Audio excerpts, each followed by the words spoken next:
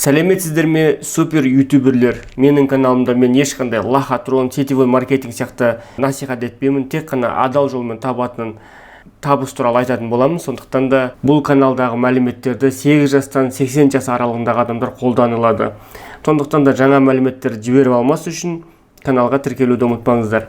Ал ендеше кеттік. Бүгінгі бұл видеода мектеп оқушысы қандай видео түсіріп, каналын дамытып, сол арқылы табыс таба алады, сол туралы айтатын боламыз. Бұрындары 95-2000 жылдар аралығында телефон болмайтын бізде.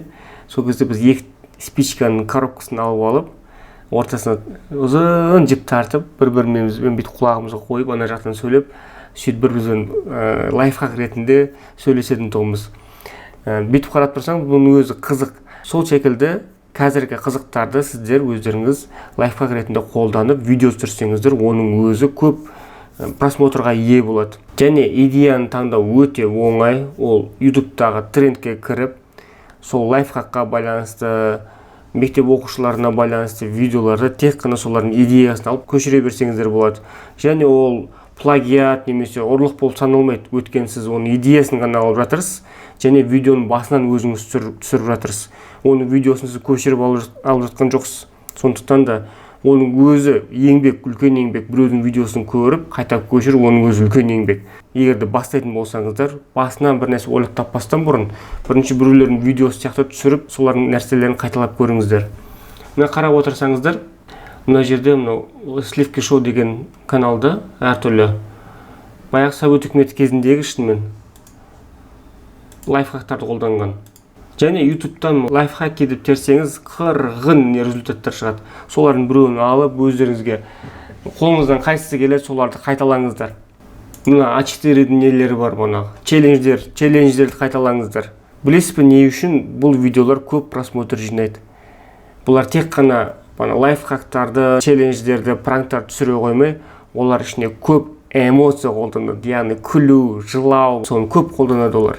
Сіздер де сол эмоцияларды көп қолданыңыздар видеоларыңызда. Видеоларыңыз сапалы болсын, жарық жерде түсіріңіздер, арнайы жарықтар қолданыңыздар.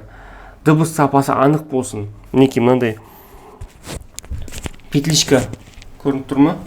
Мінекей мынандай петличка микрофон қолданыңыздар. Камераға немесе телефонға жалғап қоясыздар. 5000 теңге тұрады. Зато дыбысыңыз анық, нақты шығады. Көрермендеріңіз ыңғайлы болады. Яғни көп 70% адам видео көріп отқан не үшін кетіп қалады? Дауысы нашар болғандықтан, дауысы анық естілмегендіктен. Сондықтан да соған мән беріңіздер. Дауысыңыз анық естілсін. Көріп отқан көрермендеріңіз сізді, олар сұрай алмайды сізден, қайталап жүрші, не дедің деп. Сондықтан да анық, нақты естілу үшін біріншіден сөз мәнерінде туралаңыз, одан кейін микрофон қолданыңыздар, петличка қолданыңыздар. Одан кейін түсірілетін жеріңіз әдемі болу керек. Сол темаға сәйкес болу керек. Бір болмайтын жерде көрпенің алдында жастардың арасында сөз алғанда болмайды. Әдемілеп, бәрін сәндеп, сол темаңызға сәйкес етіп түсіріңіздер. Бір түсіріп қоя салып, ол просмотр болмай қалды, не істеймін, қойшы түсірмей-ақ қояйын деп қоймай, түсіре беріңіздер. Егер де кем дегенде аптасына бір видео түсіріп отыратын болсаңыздар, сіздің просмотрларыңыз көбейе береді. Өйткені бір видео түсіргеннен ол просмотр көбеймейді. Бір видео түсіресіз, оны тек қана таныстарыңыз көреді, бір-екеуіне жолдайды. Екі видео түсірген кезде екінші видеоны көреді. Оны көріп болғаннан кейін, мына видеолар қызық екенде бірінші видеоны көреді. Сол сияқты бірінші видеоны көргендер екінші видеоны көреді. Біреулеріне үшінші видеоның темасы қызық болуы мүмкін. Қызық нәрсе болғасын үшінші видеоңыз. Екеуі де қызық шығар деп оларды көреді. Сол арқылы неғұрлым видеоңыз көп болады, соғұрлым бір-бірінің просмотрын тартып жүреді.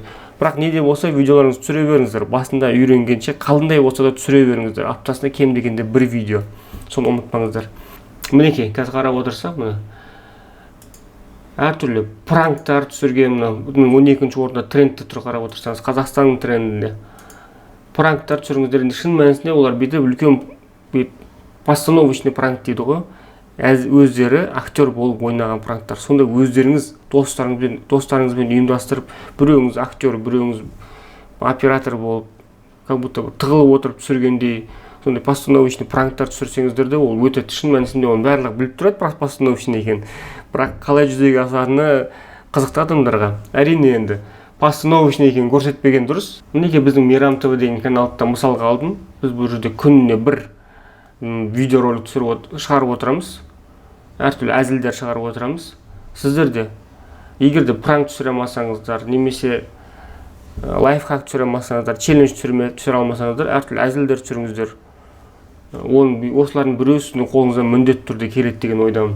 Және де қандай идеяларға, менің каналымда ютуберге өте керек кеңестер деген видеода неше түрлі идеялар айтылған. Соқтан көрсеңіз болады.